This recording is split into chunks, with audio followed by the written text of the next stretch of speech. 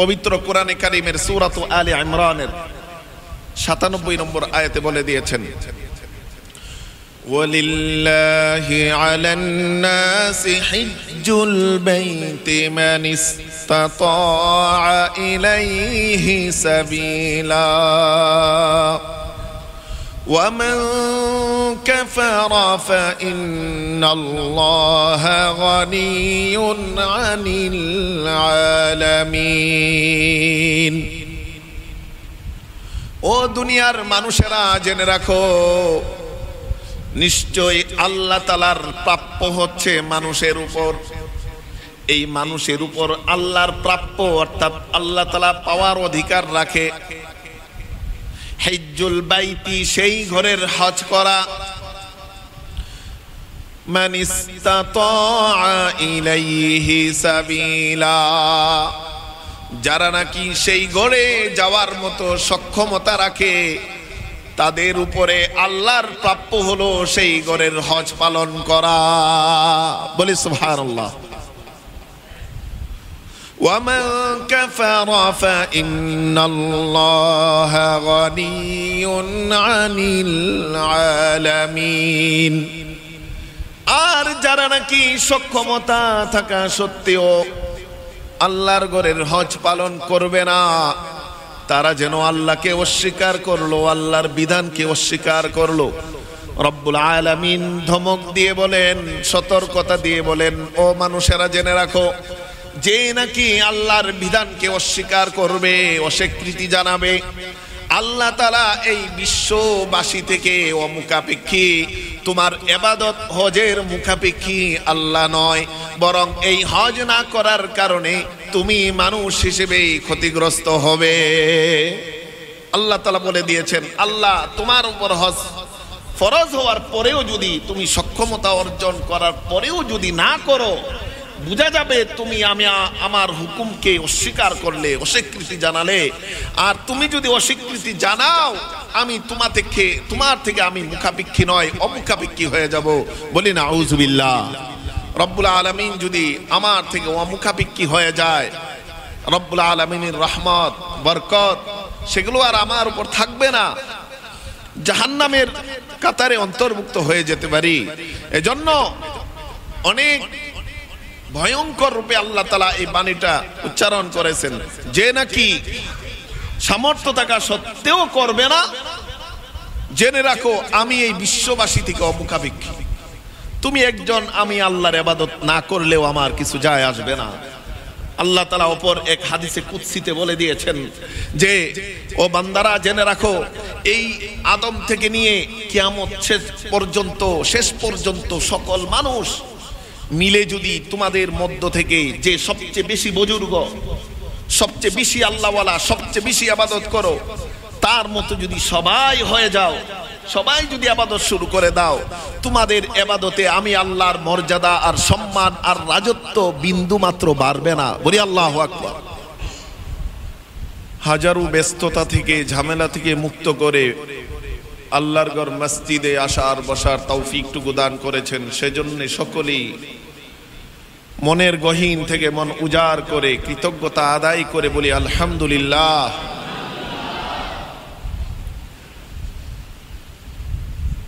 আমরা প্রত্যেকেই অবগত আছি যে আমাদের বর্তমান যেই মাস চলছে, সেই মাসটির নাম হলো জিলকদ মাস, হিজরি সনের জিলকদ মাস। এই জিলকদ মাস হলো হজের মাস।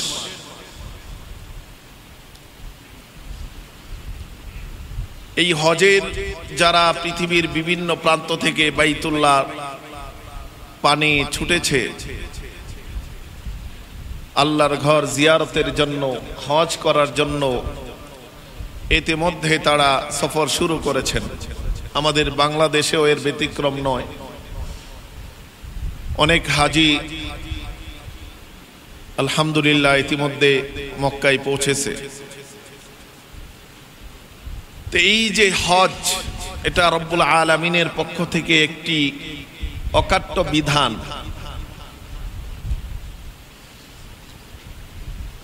ইসলামের পঞ্চম ভিত্তির একটি ভিত্তি হলো এই হজ। 5টি রুকনের একটি রুকন হলো এই হজ। 5টি পিলারের একটি পিলার হলো এই হজ। তো আমরা জানি কোন একটা বিল্ডিং করতে গেলে যদি 5টি পিলারের প্রয়োজন হয়, যদি কোনো কোণে না দেওয়া হয়, 4 কোণে 4টি, মাঝখানে একটি যদি দেওয়া হয়, কোনো এক কোণে না দিলে সেই ইসলাম পরিপূর্ণ হবে না, ঘরটা পরিপূর্ণ হবে না, ভেঙে যাবে। এমনি ভাবে ইসলামের 5টি রুকন ভিত্তি আছে, পিলার আছে। এর মধ্যে হজ এমন একটি গুরুত্বপূর্ণ পিলার। প্রিয় নবী সাল্লাল্লাহু আলাইহি ওয়াসাল্লাম তার হাদিসে এই 5টি পিলারের কথা বর্ণনা করেছেন। বুনিয়াল ইসলামু আলা খামস, শাহাদাতি আল্লা ইলাহা ইল্লাল্লাহ ওয়া আন্না মুহাম্মাদুর রাসূলুল্লাহ ওয়া ইকামিস সালাহ ওয়া ইতাইজ যাকাত ওয়াল হজ ওয়া সাওম রমাদান। তো আমরা যদি দেখতে পাই যে 5টি পিলারের প্রথম পিলার হলো ঈমান, আল্লাহকে সাক্ষ্য দেওয়া, প্রিয় নবীকে রাসূল হিসেবে মেনে নেওয়া। 2 নম্বর হলো নামাজ, সালাত। 3 নম্বর হলো যাকাত। 4 নম্বর হলো এই হজ। 5 নম্বর হলো সাওম, রোজা। তাইলে প্রথম যে ভিত্তি এটা হলো লা ইলাহা ইল্লাল্লাহ বলা, আল্লাহকে ইলাহ হিসেবে মেনে নেওয়া, প্রিয় নবীকে রাসূল হিসেবে বিশ্বাস করা, আখিরাতকে বিশ্বাস করা। এই যে ভিত্তিটা, এটা হলো নির্ভর করে অন্তরের উপরে। আমাদের যে রূহ আছে, আত্মা আছে, অন্তর আছে, অন্তর সেটা মেনে নিতে হবে। তাইলে প্রথম ভিত্তি সেটা হলো আত্মিক ইবাদত, যেটার সাথে কোনো শারীরিক কোনো সম্পর্ক নাই। আমি বিশ্বাস করলাম, আমার ঈমান হয়ে গেল। হ্যাঁ, ঈমানের পরিপূর্ণতা হলো অন্য স্তম্ভগুলো, অন্য ভিত্তিগুলো। একটা করলেই তো এই বিল্ডিং পরিপূর্ণভাবে দাঁড়াবে না। 5টা ভিত্তি যখন দাঁড় করাবো তখন দাঁড়াবে। তাই প্রথমটা শুধুমাত্র আত্মিক। আমি অন্তরে আল্লাহকে বিশ্বাস করলাম, প্রিয় নবীকে বিশ্বাস করলাম, আখিরাতকে বিশ্বাস করলাম, আমার 1 নম্বর ভিত্তি সেটা দাঁড়িয়ে গেল। 2 নম্বর ভিত্তি যেটা সালাত, সেটা হলো শারীরিক ইবাদত। আত্মাকে প্রথম পরিশুদ্ধ করা হয়েছে, আত্মাকে আল্লাহমুখী করা হয়েছে, রবমুখী করা হয়েছে। আত্মাটাকে আল্লাহর সান্নিধ্যে যাওয়ার জন্য সুযোগ তৈরি করা হয়েছে। এজন্য আল্লাহ তাআলা বলেন কদ আফলাহা মান যাক্কাহা, যে আত্মাকে পরিশুদ্ধ করতে পারলো সেই সফলতা অর্জন করলো। এজন্য প্রথমটা ছিল আত্মিক, দ্বিতীয়টা সালাত, এটা হলো শারীরিক, যদিও সেটাতে আত্মিক সম্পর্ক আছে। কারণ আত্মা হলো ইখলাস, আত্মিক সম্পর্ক কি ইখলাস। নামাজ পড়বো আমি ইখলাসের সাথে পড়বো, রব্বুল আলামিনের জন্য পড়বো। কিন্তু মূলত ইবাদতটা হলো শারীরিক, শারীরিক পরিশ্রম হয়। বিভিন্ন ব্যস্ততা ফেলে দিয়ে নামাজের সময় হলেই মসজিদে আসতে হয়। রাতের ঘুম, সারা রাত কোনো কারণে ঘুম হয় নাই, 3টা বাজে ঘুম লেগেছে, তারপরেও ফজর নামাজ উঠে পড়তে হয়, কষ্ট হয় শরীরে। এটা হলো শারীরিক ইবাদত। 3 নম্বর যেটা আল্লাহ করেছেন, যখন মানুষ আত্মিক পিলারটা দাঁড় করিয়েছে, শারীরিকভাবে তাকে শক্তিশালী করেছে, তারপরে আল্লাহ বলেন ইতাইজ যাকাত, দান করো। এটা হলো অর্থনৈতিক ইবাদত। সেটার দিকে আল্লাহ ধাবিত করেছেন যে তুমি তোমার কিছু অংশ দরিদ্র ফকির মিসকিনকে তুমি দান করো, অভাবীকে দান করো, তাদের হক তোমার সম্পদে আমি রেখে দিয়েছি, সেটাকে তুমি দিয়ে দাও। তাইলে 3 নম্বরটা কি? অর্থনৈতিক ইবাদত। যেটাকে আমরা বলি ফিনান্সিয়াল। তাইলে 2 নম্বরটা ছিল ফিজিক্যাল, শারীরিক, 3 নম্বরটা হলো ফিনান্সিয়াল। 4 নম্বর যেটা আল্লাহ করেছেন হজ। এই হজের মধ্যে একভাবে এই হজ পালন করতে, হজের হুকুম আহকাম রুকনগুলো পালন করতে শারীরিকভাবে অনেক শক্তিশালী হতে হয়, পরিশ্রম করতে হয়, সফর করার সক্ষমতা থাকতে হয়। অসুস্থ ব্যক্তি সেই হজে যেতেও পারে না, হজের হুকুম আহকাম পালন করাও তার দ্বারা সম্ভব নয়। এজন্য হজে উভয়টার সমন্বয় ঘটেছে, ফিনান্সিয়াল এবং ফিজিক্যাল। অর্থাৎ সেখানে যখন আমি যাব শারীরিক ইবাদতও হবে, পাশাপাশি সেখানে যেতে আমার সম্পদ ব্যয় হবে, সেটা হলো ফিনান্সিয়াল ইবাদত। তাইলে বোঝা গেল 1 নম্বরটা শুধুমাত্র আত্মিক, 2 নম্বরটা শুধু শারীরিক সালাত, 3 নম্বর যাকাত শুধুমাত্র ফিনান্সিয়াল আর্থিক ইবাদত। 4 নম্বর যেটা আল্লাহ করেছেন সেটা ফিনান্সিয়াল এবং ফিজিক্যাল দুটোটার সমন্বয় ঘটেছে, আর্থিক এবং শারীরিক ইবাদত। বলি সুবহানাল্লাহ। এরপরে সাওম, যেটাকে এই আত্মা পরিশুদ্ধ করার জন্য, গুনাহমুক্ত থাকার জন্য, সেটাকে আল্লাহ তাআলা পরবর্তীতে এটা ফরজ করেছেন, সেটাও শারীরিক এবং আত্মিক। তো বলছিলাম এই 5টা ভিত্তির সবচেয়ে এমন একটা ভিত্তি আছে যেটার মধ্যে সবগুলো সমন্বয় ঘটেছে। আত্মিক সমন্বয় ঘটেছে, যে আত্মা দ্বারা ইচ্ছা পোষণ করতে হবে, নিয়ত করতে হবে যে আমি বাইতুল্লাহ জিয়ারত করব। এই জন্য হজের শাব্দিক অর্থই হলো আল ইরাদাতু ওয়াল কসদু। শাব্দিক অর্থ হলো ইচ্ছা করা, সংকল্প করা, ইন্টেনশন করা, যে বাইতুল্লাহ আমি জিয়ারত করব। তাইলে এই যে হজের মধ্যে আত্মিক ইবাদত পাওয়া গেছে কি যায়নি? গিয়েছে। যে আত্মাকে আমি আল্লাহমুখী করব, আল্লাহর ঘর জিয়ারতের জন্য আমি প্রস্তুত করব, এটা হলো আত্মিক। আরেকটি পাওয়া গেছে যাওয়ার সময় আমি এই বছরের খরচ যদি ধরি 4,78,000 সরকারি খরচ, পাশাপাশি বেসরকারি 5,75,000, এই সম্পদটা আমার খরচ হবে, এটা হলো আর্থিক ইবাদত। আবার সেখানে যাওয়ার পরে যেতে গিয়ে আমার সফর করতে হবে, সুস্থ হতে হবে, যাওয়ার পরে হজের হুকুম আহকামগুলো আমার যথানিয়মে পালন করতে হবে, এই সক্ষমতা থাকতে হবে, সেটা হলো শারীরিক ইবাদত। তাহলে এই হজের মধ্যেই একমাত্র আত্মিক, শারীরিক এবং আর্থিক তিনটা ইবাদতের সমন্বয় ঘটেছে। বলি আল্লাহু আকবার। এই হজের শাব্দিক অর্থ ইচ্ছা করা, সংকল্প করা। এর পারিভাষিক অর্থ কসদু লিবাইতিল্লাহিল হারাম বিসিফাতিন মাখসুসাতিন ফি ওয়াক্তিন মাখসুসিন, যে বিশারাইতিন মাখসুসাতিন, বাইতুল্লাহ জিয়ারতের ইচ্ছা পোষণ করা নির্দিষ্ট সময়ে, নির্দিষ্ট শর্ত সাপেক্ষে, নির্দিষ্ট সময়ে নির্দিষ্ট কিছু শর্ত পালন করে হজ পালন করার উদ্দেশ্যে বাইতুল্লাহ সফর করা হলো হজ করা। বলি সুবহানাল্লাহ। এই হজ কার উপরে ফরজ? রব্বুল আলামিন পবিত্র কোরআনে কারীমের সূরা আলে ইমরানের 97 নম্বর আয়াতে বলে দিয়েছেন, ওয়ালিল্লাহি আলান নাসি হিজ্জুল বাইতি মান ইসতাতাআ ইলাইহি সাবিলা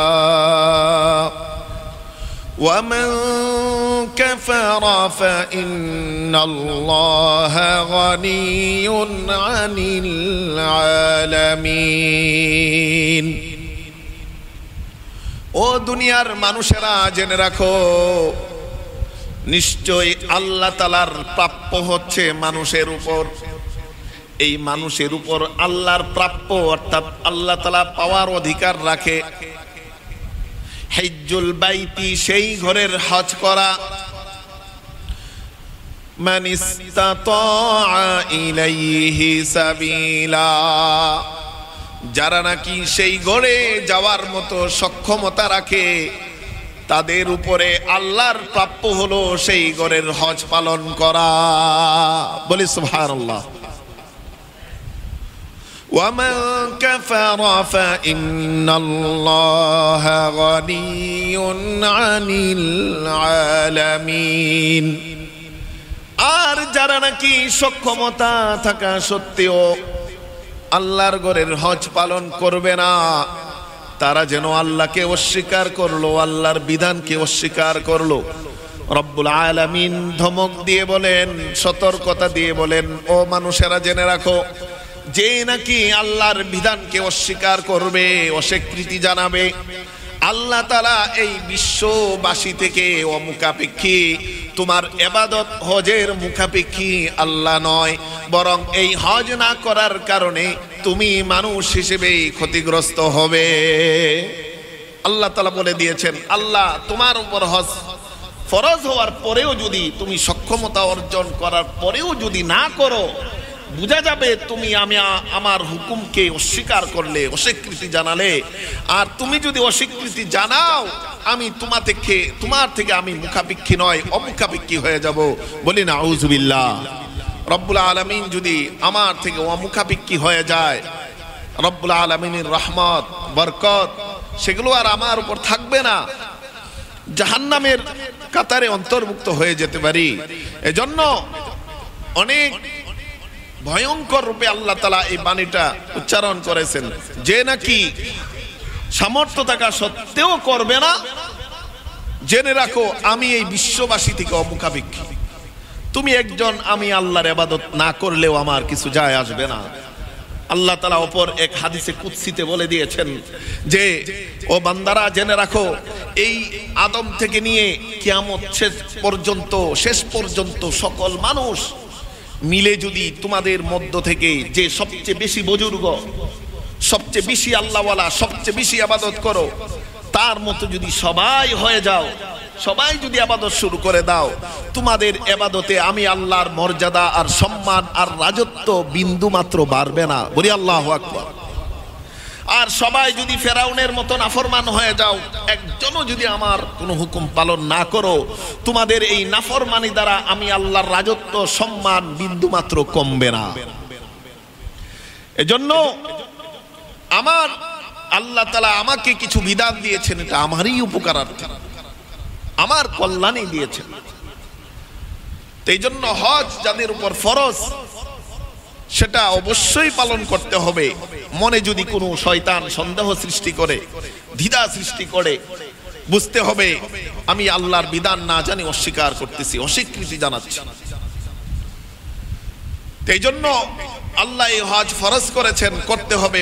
বলতে পারেন হজ তাইলে কাদের উপর ফরজ? 5টি শর্ত যার পাওয়া যাবে, যার নিকট পাওয়া যাবে, তার উপর হজ করা ফরজ। ফুকাহে কেরাম বলেন, আইয়াকুনা মুসলিমান ওয়া আকিলান ওয়া বালিগান ওয়া হুররান ওয়া কাদিরান, এই 5টি শর্ত। 1 নম্বর হলো সে মুসলিম হতে হবে, কারণ অমুসলিমের উপর বাইতুল্লাহ জিয়ারত করা ফরজ, ওয়াজিব তো কিছু না, বরং সেখানে গেলে আল্লাহ তাআলা বলে দিয়েছেন, ইন্নামাল মুশরিকুনা নাজাস ফালা ইয়াকরাবুল মাসজিদাল হারাম। মুশরিকরা তারা হলো নাপাক, এরা যেন মসজিদে হারামের ধারে কাছেও না আসে। বলি আল্লাহু আকবার। তাইলে 1 নম্বর শর্ত কি? মুসলিম হতে হবে। অমুসলিমের উপর কোনো হজ ফরজ নয়, এরা নাপাক। ঈমান এমন এক বড় দৌলত, যার মাধ্যমে আমাদেরকে আল্লাহ পবিত্র করেছেন, আমাদের আত্মাকে পবিত্র করেছেন, আমাদের দেহকে পবিত্র করেছেন। 2 নম্বর শর্ত আইয়াকুনা আকিলান। 2 নম্বর শর্ত হলো আকলমান হতে হবে, বিবেকবান হতে হবে, ক্রেজি না হতে হবে, পাগল না হতে হবে। পাগলের উপর হজ ফরজ নয়, যদিও তার কোটি টাকা সম্পদ থাকে, কারণ তার বিবেক নাই, সে হজের হুকুম আহকাম পালন করতে পারবে না। 3 নম্বর আইয়াকুনা বালিগান, সে প্রাপ্তবয়স্ক হতে হবে, অ্যাডাল্ট হতে হবে। অপ্রাপ্তর উপরে কিনা হজ ফরজ না। বলতে পারেন অনেক মা বাবা ছোট বাচ্চাদের সহজে হজ করে, তাইলে তাদের উপর তো হজ ফরজ না। আবার ছোট বাচ্চাদের জন্য তো আমল নামাও বন্ধ, ভালো লেখা হয় না, খারাপও লেখা হয় না। রুফি আনিল আকলাম আন সালাসা, 3 ব্যক্তি থেকে কলম উঠিয়ে রাখা হয়েছে। একটা হলো আসসাবি হাত্তা ইয়াবলুগ, শিশু বালেগ হওয়ার আগ পর্যন্ত। শিশু বালেগ হওয়ার আগ পর্যন্ত যত ভালো কাজ করবে সকল ভালো কাজের সওয়াব তার পিতা মাতার আমলনামায় যাবে, বলি সুবহানাল্লাহ।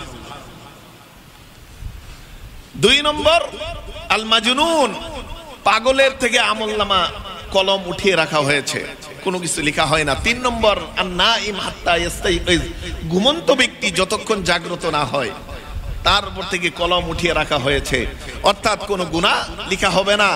হ্যাঁ, বিভিন্ন হাদিসে এসেছে ঘুমের আগে যদি আমি কিছু আমল করি, এশার নামাজ জামাতে পড়ি অর্ধেক রাত ইবাদতের সওয়াব, ফজর নামাজ জামাতে পড়লে অর্ধেক রাত ইবাদতের সওয়াব, সেটা যখন আমি এশার নামাজ পড়লাম তখনই লেখা হয়ে যায়, ঘুমা অবস্থায় লিখেন না, বলি সুবহানাল্লাহ।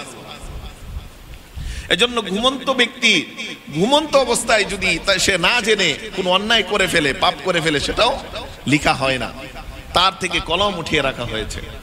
চাই বলছিলাম 3 নম্বর শর্ত কি? আইয়াকুনা আকিলান ওয়া বালিগান, বালিগ প্রাপ্তবয়স্ক হতে হবে। 4 নম্বর হলো আইয়াকুনা হুররান, সে স্বাধীন হতে হবে, ফ্রিডম সে ভোগ করতে হবে, স্বাধীনতা ভোগ করতে হবে। কোন দাস কোন গোলাম তাদের উপর কি না, হজ ফরজ না। 5 নম্বর আইয়াকুনা কাদিরান, সে সক্ষম হতে হবে, তার ক্যাপাবিলিটি থাকতে হবে, এবিলিটি থাকতে হবে, সে ক্যাপাবল হতে হবে, সক্ষম হতে হবে। কিভাবে? সক্ষমতা হলো 2টা, সক্ষমতা 2 ভাবে সক্ষম হতে হবে। একটি হলো ফিনান্সিয়াল, আরেকটি হলো ফিজিক্যাল। 1 নম্বর ফিজিক্যাল, শারীরিকভাবে সুস্থ হতে হবে, সফর করার এবং সেখানে গিয়ে হুকুম হাকাম পালন করার সক্ষম হতে হবে, সক্ষমতা থাকতে হবে, সুস্থতা থাকতে হবে। এখন যদি বলি যে না আমি তো অসুস্থ এবং এমন অসুস্থ হয়েছে যে আর সুস্থতা আসার সম্ভাবনা নেই, তখনও বিধান কিন্তু যদি দ্বিতীয়টি পাওয়া যায়, ফিনান্সিয়াল সামর্থ্য যদি পাওয়া যায়, তাইলে প্রথমটি না পাওয়া গেলেও সে ফিনান্সিয়াল খরচ করে তার পরিবর্তে অন্যকে দিয়ে হজের ফরজ আদায় করবে, বদলি হজ করাবে, বলি সুবহানাল্লাহ। তাইলে 1 নম্বরটা না পাওয়া গেলেও হজ করতে হবে, নিজে না পারলে নিজের আত্মীয় স্বজন, নিজের ছেলে বা যে কোনো গণ্যমান্য ভালো আলেম দেখে তার পরিবর্তে হজ করাতে হবে। 2 নম্বর শর্ত হলো ফিনান্সিয়াল, এটা হলো মৌলিক একটা শর্ত, যে আর্থিকভাবে সে সচ্ছল হতে হবে, সক্ষমতা অর্জন করতে হবে। আর্থিক সক্ষমতা কি? বাইতুল্লাহ যাওয়ার সফরের খরচ এবং সেখানে গিয়ে এই যতদিন অবস্থান করবে সেই দিনগুলোর খরচ বহন করা, পাশাপাশি সে যতদিন সফরে থাকবে সফরকালীন সময়ে তার পরিবারের ভরণ পোষণের টাকা তার কাছে থাকা, এতটুকু পরিমাণ সম্পদ যদি থাকে ওই ব্যক্তির উপর হজ ফরজ হবে। তাইলে বোঝা গেল আমাদের বাংলাদেশে এই বছরের 4,78,000 সরকারি খরচ নিয়েছে। কেউ যদি সরকারি ভাবে যায় 4,78,000, এর পাশে যদি তার সংসারের মাসিক খরচ 50,000 টাকা হয়, তাইলে সে 1 মাস বাহিরে থাকবে। 50,000 টাকা যদি তার পরিবারে রেখে যেতে পারে, আর যদি 4,78,000 টাকা খরচ করে হজ করতে যেতে পারে, অর্থাৎ টোটাল যদি 5,28,000 টাকার মালিক হয়, তার উপর হজ ফরজ হয়, বলি সুবহানাল্লাহ। অথবা বেসরকারি ভাবে যদি যায়, সরকারি সুযোগ না পেলে, তাইলে 5,75,000 সাথে পরিবারের ভরণ পোষণের আরো 50,000, 6,25,000 এর মালিক হলেই তার উপর হজ ফরজ। এখন বলতে পারেন যে আমার তো ক্যাশ নাই, ক্যাশ কোনো ব্যাংক ব্যালেন্স নাই, আমার অস্থায়ী স্থাবর সম্পত্তি আছে। তো স্থাবর সম্পত্তি যদি থাকে তার উপরও হজ ফরজ হবে। তবে এখানে মাসআলা আমি গত বছরও বলেছি, এই বছরও ভালো করে বলি, শুনে রাখুন। যদি স্থাবর সম্পত্তি, যেই স্থাবর সম্পত্তি আপনার পারিবারিক প্রয়োজন মিটায়, যেমন আপনার একটা জমি আছে, এটাকে চাষাবাদ করে আপনি মাসিক ভরণ পোষণ আপনি কি করেন, চালান, এটাই আপনার মাসিক খরচ চালানোর একমাত্র অবলম্বন উপায়, পাথেয়। তাইলে ওই জমি বিক্রি করে হজ ফরজ নয়। হ্যাঁ, আপনি চাকরি করেন, 50,000 টাকা বেতন পান, ওই জমি বাদ দিয়েও আপনার বরণ সংসার চলতেছে মাসিক, তাইলে ওই জমি বিক্রি করে আপনার উপর হজ ফরজ। বুঝাইতে পারলাম? এমনি ভাবে ফ্ল্যাট, বাসা, এমনি ভাবে গাড়ি, কারো যদি প্রয়োজনীয় গাড়ি থাকে নিজে চলি, সেটারও বিক্রি করে হজ ফরজ নয়। যদি দুইটা গাড়ি থাকে, একটা নিজে চলে আর একটা ব্যবসা, তাইলে দ্বিতীয়টা বিক্রি করে হলেও হজ ফরজ। কারো যদি দুইটা ফ্ল্যাট থাকে, একটাতে থাকি আরেকটা হলো ভাড়া, তবে ওই ভাড়া যদি আমার সংসার চালানোর একমাত্র উপায় হয়, তাইলে আবার ওইটা দ্বিতীয়টা বিক্রি করে হজ ফরজ হবে না। যদি এমন হয় যে আমি চাকরি করি, ব্যবসা করি, দ্বিতীয় ফ্ল্যাট থেকেও আমি ভাড়া পাই, অর্থাৎ এই ফ্ল্যাট ছাড়াও আমার সংসার চালানোর অন্য উপায় অবলম্বন আছে, সেই ক্ষেত্রে দ্বিতীয় ফ্ল্যাট বিক্রি করে হলেও হজ ফরজ হবে। তো এই জন্য মাসলাটাকে ভালোভাবে বুঝবো, ধারণ করব, ইতিবাচক ভাবে নিব। আল্লাহ যা আমাদের উপর ফরজ করেছেন এটা আমাদের কল্যাণে, সেটা মনে করে নিব, যে না আরে আমার সম্পদ নিয়ে চলে যাচ্ছে সেই চিন্তা করব না, বরং আল্লাহ এর মধ্যেই কল্যাণ রেখেছেন, সেই মানসিকতা তৈরি করে আমরা নিজেদের সম্পদকে হিসাব করব। আমরা হিসাব করে দেখব আসলে আমাদের কাদের উপর হজ ফরজ। 3 নম্বর আসি যে হজ তাইলে কতবার ফরজ। হজ আমার জীবনে বারবার ফরজ না, একবার ফরজ। হজ মূলত আল্লাহ তাআলা আমাদের উপর রহম করে একবারই ফরজ করেছেন, বলি সুবহানাল্লাহ। মুসলিম শরীফের 1337 নম্বর হাদিস, প্রিয় নবী সাল্লাল্লাহু আলাইহি ওয়াসাল্লাম একদিন বসা আছেন, আবু হুরায়রা রাদিয়াল্লাহু তাআলা আনহু বলেন, খতবানা রাসূলুল্লাহ সাল্লাল্লাহু আলাইহি ওয়াসাল্লাম فقال أيها الناس إن الله قد فرض عليكم الحج فحجوا। আবু হুরায়রা রাদিয়াল্লাহু তাআলা আনহু বলেন, একদিন প্রিয় নবী সাল্লাল্লাহু আলাইহি ওয়াসাল্লাম আমাদের মাঝে ভাষণ দিলেন। সেই ভাষণে বললেন, ও লোকজন, ও জনগণ, ও মানুষেরা, আল্লাহ তাআলা তোমাদের উপর হজ ফরজ করেছেন, তাই তোমরা এই ঘরের হজ করো। তারপর এক ব্যক্তি দাঁড়িয়ে বলল, আকুল্লু আমিন ইয়া রাসূলুল্লাহ, এই হজ কি প্রতি বছরই ফরজ কিনা? প্রিয় নবী সাল্লাল্লাহু আলাইহি ওয়াসাল্লাম চুপ থাকলেন। এইভাবে ওই ব্যক্তি তিনবার প্রশ্ন করলেন, ইয়া রাসূলুল্লাহ, হজ কি প্রতি বছরই ফরজ কিনা? তিনবার প্রশ্ন করার পর রাসূল জবাব দিলেন, না, একবারই ফরজ করেছেন। আমি যদি নাম বলতাম, হ্যাঁ বলতাম, তোমাদের জন্য আল্লাহ প্রতি বছরই হজ ফরজ করে দিতে।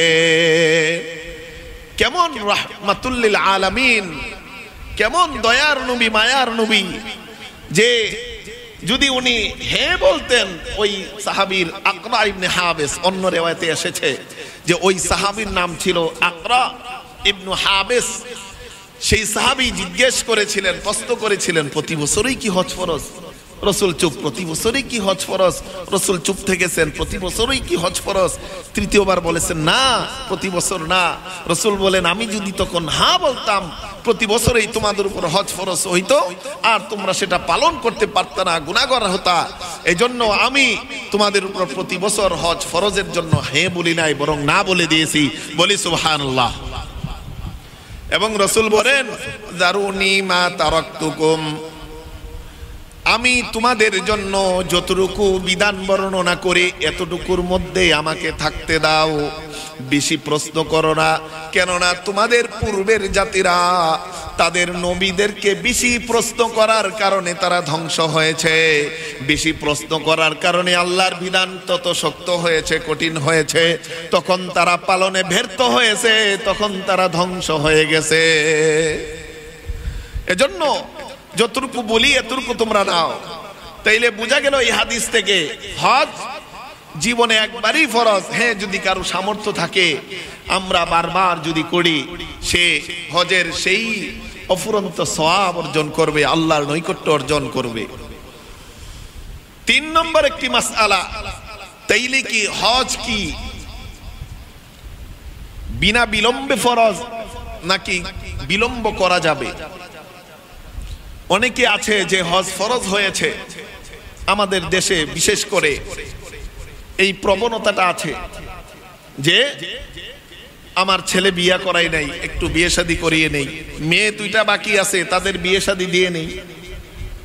এমন আছে যে মাত্র ব্যবসাটা দাঁড় করিয়েছি, একটু ব্যবসাটা চলে নে, এই বিভিন্ন অজুহাত দিয়ে এসে কি করে বিলম্ব করে। কিন্তু ফুকাহে কেরাম,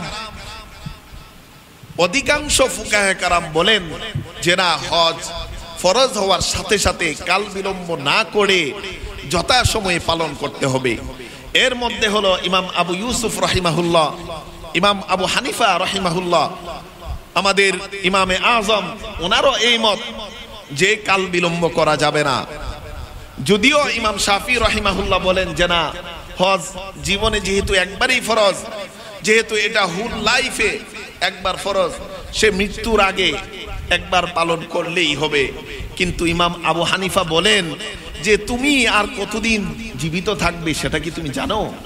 যেহেতু তোমার উপর ফরজ হয়েছে, যখন যেই বছর ফরজ হয়েছে সেই বছরই তুমি পালন করো, তুমি জানো না পরবর্তী বছর তুমি থাকবে কিনা।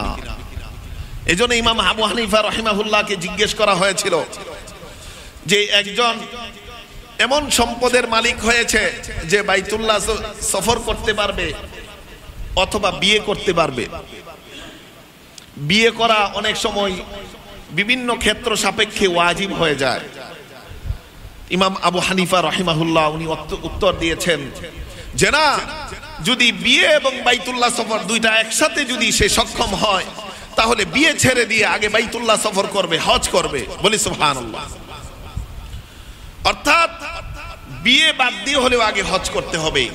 এই রকম গুরুত্বপূর্ণ আমাদের ইমাম এই মাসআলা দিয়েছেন। আর আমরা মনে করি যে 2টা মেয়ে বিয়ে দিয়ে নেই, আমাদের সাংসারিক ঝামেলা শেষ করে নেই, এখন তো মাত্র যুবক, বৃদ্ধ হলে আমি আল্লাহর ঘর জিয়ারত করব। বৃদ্ধ যে হবেন কি গ্যারান্টি আল্লাহর পক্ষ থেকে আপনি পেয়েছেন? কি গ্যারান্টি আল্লাহ দিয়েছে আরো 20 বছর আমার জীবন এভাবেই চলবে? আমি অসুস্থ হব না, হাসপাতালের বেডে শুয়ে যাব না, অক্ষম হয়ে যাব না, প্যারালাইজড আমার হয়ে যাবে না, এই নিশ্চয়তা কে দিয়েছে? এই জন্য প্রিয় নবী সাল্লাল্লাহু আলাইহি ওয়াসাল্লাম হাদিসে বলেছেন, আব্দুল্লাহ ইবনে আব্বাস রাদিয়াল্লাহু তাআলা আনহু থেকে বর্ণিত হাদিস, ইবনে মাজাহ শরীফের 3332 নম্বর হাদিস। প্রিয় নবী সাল্লাল্লাহু আলাইহি ওয়াসাল্লাম বলেন, মান আরাদাল হজ্জ ফালইয়াতাআজ্জাল ফাইন্নাহু ক্বাদ ইয়ামরিদুল المريض وتضل الضالة ويعرض الحاجة। যার উপর হজ ফরজ হয়েছে, হজের সংকল্প করেছে, সে যেন দ্রুত কাল বিলম্ব না করে হজ করে।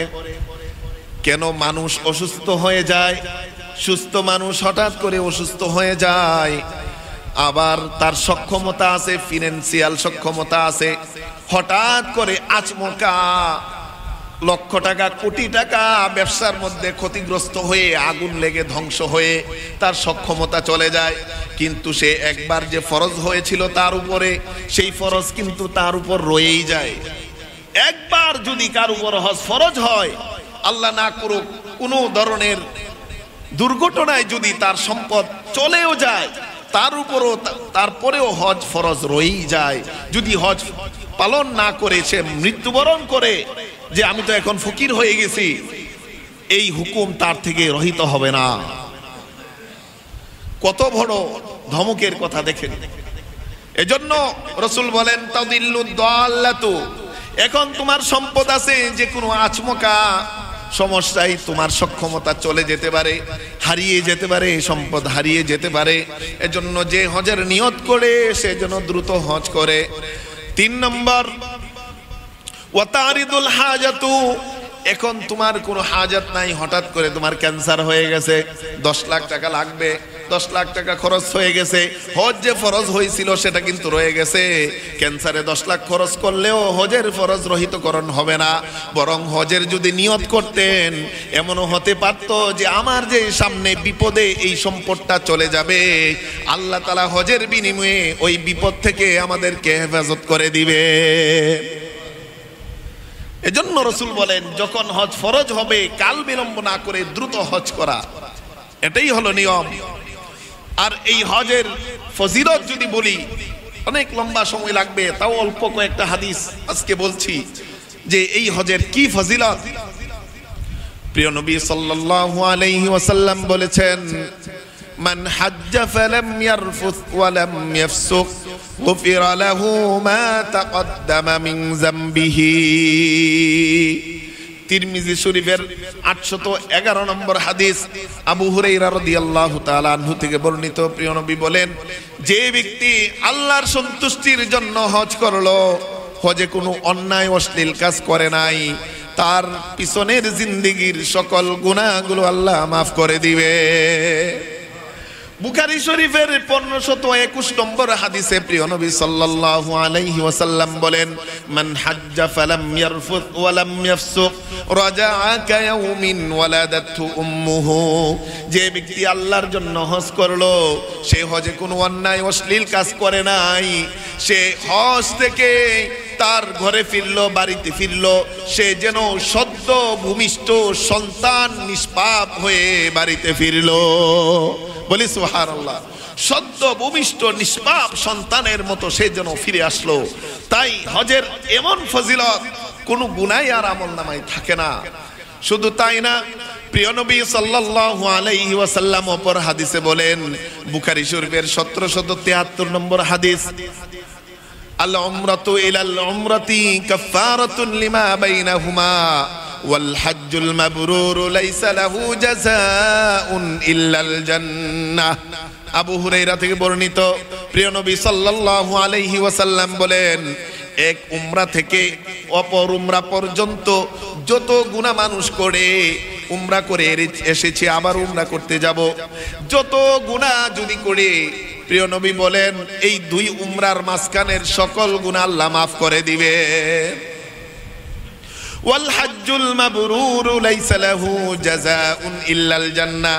হজ্জে মাবরুর, যেই হজটা কবুল হয়ে যায়, ওই হজ্জে মাবরুরের সওয়াব আর কিছু নয়, একমাত্র বান্দার জন্য অফুরন্ত নাজ নিয়ামতের যেই জান্নাত আল্লাহ তৈরি করে রেখেছেন, ওই হজের প্রতিদান হবে একমাত্র জান্নাত। বলি সুবহানাল্লাহ। তাইলে বোঝা গেল হজের প্রতিদান জান্নাত, হজের প্রতিদান আমার সদ্য ভূমিষ্ঠ নিষ্পাপ শিশুর নেই ঘরে ফিরে আসব, আমার পিছনের জিন্দেগীর সকল গুনাহগুলো মাফ হয়ে যাবে। এখন প্রশ্ন করতে পারেন যে তাইলে তো আমি এত টাকা খরচ করে হজে যাচ্ছি, 5 লক্ষ 6 লক্ষ টাকা, তাইলে তো আমার সম্পদ কমে যাচ্ছে, আমি তো গরিব হয়ে যাব। প্রিয় নবী সাল্লাল্লাহু আলাইহি ওয়াসাল্লাম এর আমাদেরকে উৎসাহ দেওয়ার জন্য বলেছেন। নাসাই শরীফের 2631 নম্বর হাদিস, আব্দুল্লাহ ইবনে মাসউদ রাদিয়াল্লাহু তাআলা আনহু থেকে বর্ণিত। প্রিয় নবী বলেন, তাবিউ বাইনাল হজ্জি ওয়াল উমরাতি ফাইন্নাহুমা ইয়ানফিয়ানিল কির فإنهما ينفيان الذنوب كما ينفي الكير خبث الحديد والذهب والفضة والحج المبرور ليس له جزاء إلا الجنة। ও দুনিয়ার মানুষেরা, হজ করতে উমরা করতে যেই টাকা লাগে সেই টাকা চলে যাবে, তোমরা গরিব হয়ে যাবে, ফকির হয়ে যাবে, নিঃস্ব হয়ে যাবে, ভয় পেও না। রাসূল বলেন, বরং তোমরা হজ এবং উমরা বেশি বেশি করো। কেন? হজ উমরা দুইটা জিনিস করে, একটা হলো তোমার আমল নামা থেকে গুনাহগুলোকে মুছিয়ে দেয়, যেমনি ভাবে কামারের খাপড় লোহা থেকে মরিচিকা ঝরিয়ে দেয়। বলি সুবহানাল্লাহ। স্বর্ণ থেকে, রূপা থেকে, লোহা থেকে যেমনি ভাবে কামারের খাপড় মরিচিকা মুক্ত করে সেই লোহা দিয়ে কোনো কিছু বানানো হয়, এমন চকচকে লোহা হয়ে যায়। তোমার আমলনামা হজ উমরার মাধ্যমে এমন চকচকে হয়ে যাবে, রিফ্রেশ হয়ে যাবে, পরিষ্কার হয়ে যাবে। আরেকটা জেনে রাখো, এই হজ উমরা তোমার থেকে দারিদ্রতা এমন ভাবে দূর করে দিবে যে তোমার দারিদ্রতা কোনোদিন তোমাকে স্পর্শ করবে না। ফাইন্নাহুমা ইয়ানফিয়ানিল ফাকরা ওয়াজ যুনুব, এই হজ উমরা দারিদ্রতা এবং গুনাহ দুইটাকেই মুছে দিবে। বলি সুবহানাল্লাহ। তাহলে দারিদ্রতা মুছে দেওয়ার অর্থ কি? দারিদ্রতা আর কোনোদিন জীবনে আসবে না, কোনোদিন রিজিকের অভাব সেটা আর আসবে না। কে বলেছেন? প্রিয় নবী বলেছেন। প্রিয় নবী কি যদি আমরা বিশ্বাস করি, আল্লাহকে যদি বিশ্বাস করি, এই হাদিসকেও আমাদের বিশ্বাস করতে হবে, করে আমরা সেই ঘরের জিয়ারতের জন্য, হজের জন্য, উমরার জন্য নিজেদেরকে প্রস্তুত করতে হবে। রাজি আছি তো ইনশাআল্লাহ? কারা কারা রাজি আছি একটু হাত তুলে দেখি। আল্লাহ আপনার ঘরের মেহমান হিসেবে আমাদের প্রত্যেককে কবুল আর মঞ্জুর করে নিন। যাদের তৌফিক হয়েছে দ্রুত হজ উমরা পালন করার তৌফিক দান করে দিন। যাদের এখনো তৌফিক হয় নাই দ্রুত আমাদেরকে তৌফিক দেন যেন আপনার ঘর জিয়ারত করতে পারি। বলি আমিন। আর যদি এরপরেও যদি আমাদের মন যদি সেই বাইতুল্লাহ জিয়ারতের প্রতি ধাবিত না হয়, মন যদি সেখানে বেকুল না হয়, জেনে রাখুন আল্লাহ তাআলা সূরাতু আলে ইমরানের ৯৭ নম্বর আয়াতে যেই ধমক দিয়েছেন, ওয়ামান কাফারা ফাইন্নাল্লাহা গানিয়্যুন আনিল আলামিন, এরপরেও যদি তুমি হজ করার মতো মানসিকতা তোমার তৈরি না হয়, তুমি বনি আদম থেকে আল্লাহ মুখাপিক্ষি হয়ে যাবে, এই বিশ্ববাসী থেকে আল্লাহ মুখাপিক্ষি। আল প্রিয় নবী সাল্লাল্লাহু আলাইহি ওয়াসাল্লাম বলেছেন, তিরমিজি শরীফের ৮১২ নম্বর হাদিস, বলেন যে মান মালাকা জাদান আও রাহিলাতান ইলা বাইতিল্লাহ ফালাম ইয়াহুজ ফালা ইউবাল আইয়ামুতা ইয়াহুদিয়ান আও নাসরানিয়ান, যে ব্যক্তি বাইতুল্লাহ জিয়ারত করার সম্পদ অর্জন করেছে, সক্ষমতা অর্জন করেছে, এরপরেও হজ করলো না, প্রিয় নবী বলেন সে ইহুদি হয়ে মারা যাক, সে নাসারা হয়ে মারা যাক, সেটা আমার কোনো যায় আসে না। বলি না আউযুবিল্লাহ। কত বড় ধমক দিয়েছেন যে সে ইহুদি হয়ে মারা যাক, নাসারা হয়ে মারা যাক, আমার সেটা যায় আসে না, কারণ সেই হজের সামর্থ্য থাকা সত্ত্বেও সে হজ করলো না। তাই আমরা যেন একমাত্র আল্লাহর জন্য হজের নিয়ত করতে পারি, কারণ হজ কি, কতটুকু সম্পদ থাকলে হজ ফরজ আমরা সেটা বলেছি। তারপরেও যদি কারো স্পষ্টতা লাগে, বিশেষভাবে আপনি ইমাম সাহেব হুজুর কাছে আসবেন, আমাকে ফোন দিবেন, হুজুর আমার এতটুকু সম্পদ আছে, আমার উপর কি হজ ফরজ কিনা আপনি জেনে নিবেন। জেনে নিয়ে যদি হজ ফরজ হয়, এই বছর তো সুযোগ শেষ, এখনই নিয়ত করুন ইনশাআল্লাহ আগামী বছরই হজ করব তো ইনশাআল্লাহ। আল্লাহ তাআলা আমাদের সকলকে তৌফিক দান করুক, আমাদের সকলের নেক আমলগুলো রব্বুল আলামিন কবুল আর মঞ্জুর করে নিন। ওয়া আখির দাওয়ানা আনিল হামদুলিল্লাহি রাব্বিল আলামিন। গত জুমায় আমাদের প্রাপ্ত দান ৬৫৫৫ টাকা। রব্বুল আলামিন সকলের দানকে